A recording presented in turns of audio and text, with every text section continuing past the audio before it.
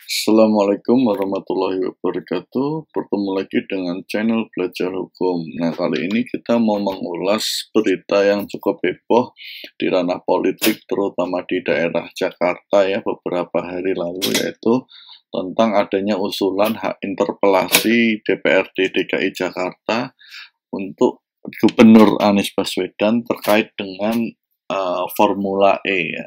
Nah, jadi muncul atau sudah diusulkan lah ya oleh fraksi PSI terkait dengan hak interpelasi, yaitu hak meminta keterangan dari DPR yang ditujukan oleh gubernur. Nah, menarik mengenai informasi ini. Nah, kita akan bahas sebenarnya hak interpelasi itu seperti apa dan bagaimana dampaknya. Jadi kita tidak akan membahas terlalu detail, tapi yang kita akan bahas adalah secara umum besaran saja mengenai hak interpelasi dan dampaknya ketika itu dilakukan ya. Nah, sebelum masuk materi, seperti biasa kita sampaikan dulu bahwa video ini hanya untuk tujuan edukasi saja dan berbagi pengalaman atau sharing.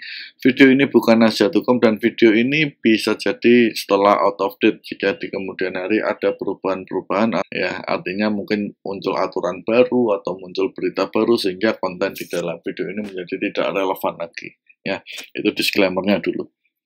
Nah, ini latar belakang saya membahas mengenai hak interpelasi. Jadi berita ya, jadi ada berita dari Kompas maupun dari detik.com bahwa seluruh anggota fraksi PSI resmi ajukan hak interpelasi Formula E. Nah, itu apa yang terjadi, terus kenapa dengan Formula E dan sebagainya, kita nggak akan bahas terlalu dalam. Kemudian juga ada berita PDIP, PSI mau interpelasi Anies, syaratnya minimal 15 anggota DPRD DKI. Nah, menarik ya interpelasi ini ya, jadi kita mau bahas dari aspek umum saja. Nah, kita pahami dulu apa itu hak interpelasi ya. Jadi di dunia atau di Indonesia lah ya, kita ini menganut sistem presidensial, artinya jalannya pemerintahan itu dilakukan dan diatur oleh presiden. Nah, di samping presiden ada juga namanya lembaga legislatif. Nah, lembaga legislatif atau sering disebut DPR atau DPRD ini adalah lembaga yang memiliki fungsi untuk pengawasan, fungsi budgeting, dan fungsi pembuat undang-undang. Nah, hak interpelasi ini adalah salah satu fungsi dari DPR atau DPRD itu, yaitu fungsi pengawasan. Nah, tujuannya apa? Jadi ini interpelasi adalah DPR atau DPRD itu meminta keterangan kepada pemerintah tentang kebijakan yang penting dan strategis, serta berdampak luas pada kehidupan berbangsa, bermasyarakat, dan bernegara. Jadi intinya itu. Jadi fungsi pengawasan ini dimiliki oleh DPRD ya. Jadi kalau ada kebijakan yang dirasa penting dan strategis, kemudian dampaknya luas, nah ini bisa diajukan. Nah, syaratnya kita nggak akan bahas, syaratnya itu nanti ada di aturan yang lain, tapi kita nggak akan bahas kali ini. Nah, selain hak interpelasi, perlu juga kita sampaikan yang dinamakan hak angket ya. Jadi kalau hak interpelasi itu tadi minta keterangan, kalau hak angket ini adalah untuk melakukan penyelidikan terhadap pelaksanaan suatu aturan undang-undang atau kebijakan pemerintah yang berkaitan dengan hal penting dan strategis dan berdampak luas. Nah, jadi kalau interpelasi tadi tanya, minta keterangan, kalau hak angket ini sudah ranah ke penyelidikan. Ya. Kemudian ada juga hak untuk menyatakan pendapat, yaitu hak DPR atau DPRD untuk menyatakan pendapat terkait kebijakan pemerintah ya, mengenai kejadian luar biasa yang di dalam negeri maupun di luar negeri, tindak lanjut dari hak interpelasi dan hak angket, atau dugaan bahwa presiden dan wakil kepala presiden dan atau kepala daerah dan atau wakil kepala daerah melakukan pelanggaran hukum berupa pengkhianatan negara dan seterusnya. Intinya terkait dengan tindakan kebijakan yang diambil itu apakah bertentangan hukum atau tidak. Nah, tiga hal ini biasanya menjadi satu kesatuan ketika hak interpelasi diajukan. Artinya biasanya kalau hak interpelasi itu diajukan, bisa jadi nanti bergulir selanjutnya adalah hak angket. Ya. Ketika hak angket dilanjutkan, bisa jadi nanti bergulir kepada hak menyatakan pendapat. Seperti itu. Nah, tujuannya sebenarnya apa? Tujuannya selain tadi fungsi kontrol dan pengawasan, bisa juga tools ini adalah tools untuk memberhentikan presiden atau mungkin kepala daerah yang memang diduga melakukan pelanggaran hukum. Ya. Nah, depan perlu proses politik. Nah, ini adalah lewat proses politiknya seperti ini. Nah, kadang kalau kita lihat di televisi itu kan ada gubernur atau kepala daerah atau wali kota dan sebagainya ditangkap oleh KPK atau Kejaksaan korupsi. Nah, itu adalah proses secara hukum. Ya, OTT sebagai itu ya. Itu proses hukum. Nah, kalau ini adalah proses secara politis.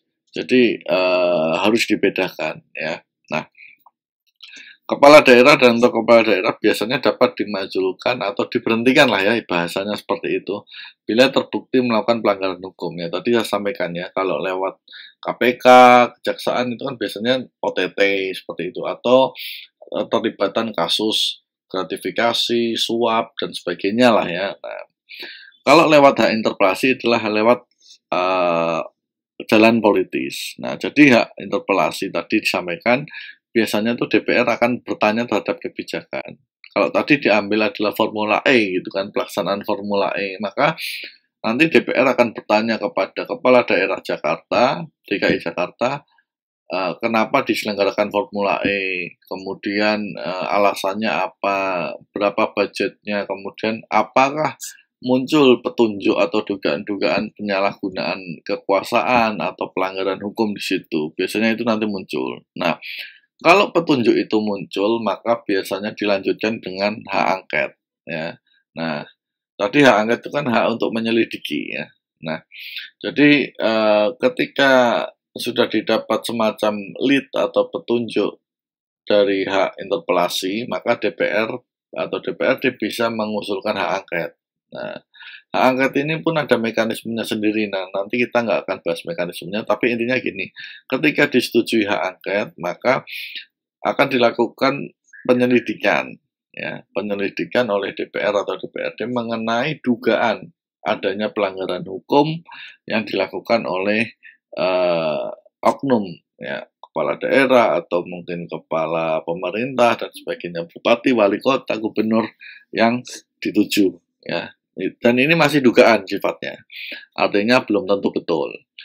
Nah, kemudian kalau dari hasil kesimpulan hak angket itu nanti dapat diberikan kepada aparat penegak hukum, ya, bisa polisi, jaksa, KPK dan sebagainya lah ya, untuk ditindaklanjuti proses hukumnya. Artinya pihak penegak hukum, aparat penegak hukum atau APH sudah memiliki bukti permulaan, ya, dari tadi melalui jalan politis, sekarang beralih atau shift ke jalan hukum, ya. Jadi dari interpelasi ditanya-tanya, ada petunjuk mengenai dugaan, kemudian masuk angket, diselidiki, muncul kesimpulan, bisa jadi kesimpulannya mengarah ke dugaan pelanggaran hukum, itu diteruskan ke penegak hukum. Nah, bisa jadi kalau nanti penegak hukum menemukan memang dua alat bukti, kemudian yang menyatakan bahwa oknum itu melanggar hukum, maka diajukan ke persidangan dan nanti persidangan yang memutuskan bersalah atau tidak.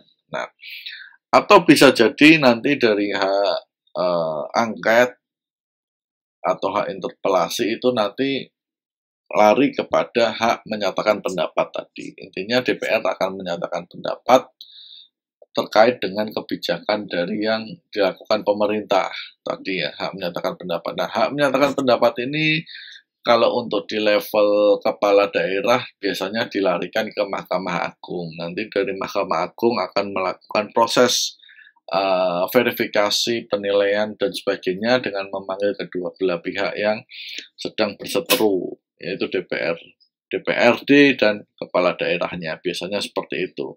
Masing-masing akan didengarkan penjelasan satu sama lain, nah, nanti dari situ MA memutuskan. Nah, intinya seperti itu sebenarnya mekanisme hak interpelasi, hak angket, dan hak menyatakan pendapat. Jadi kalau secara umum kita lihat bahwa hak ini adalah hak politis ya, sebenarnya hak politis, kemudian sifatnya adalah pengawasan jika memang diduga ada dugaan pelanggaran-pelanggaran yang dilakukan oleh oknum kepala daerah mengenai kebijakan yang diambilnya. Nah, jarang dilakukan, tapi dulu beberapa kali pernah dilakukan ketika zaman Gus Dur, ketika zaman Pak Harto, tetapi itu adalah ranah yang berbeda karena belum waktu itu amandemen Undang-Undang Dasar 45 belum dilakukan. Nah, kali ini PSI sepertinya atau DPRD Jakarta lah ya akan melakukan itu untuk Gubernur Anies Baswedan. Nah, kita akan lihat bagaimana kelanjutannya, apakah DPRD menyetujui hak interpelasi yang diusulkan atau tidak. Oke, saya pikir itu saja yang mau saya sampaikan mengenai hak interpelasi dan hak angket atau mungkin terkait dengan jalur politik ini. Mudah-mudahan bisa bermanfaat. Saya terbuka untuk diskusi. Jika ada kesalahan, saya mohon maaf. Terima kasih sudah menonton. Assalamualaikum warahmatullahi wabarakatuh.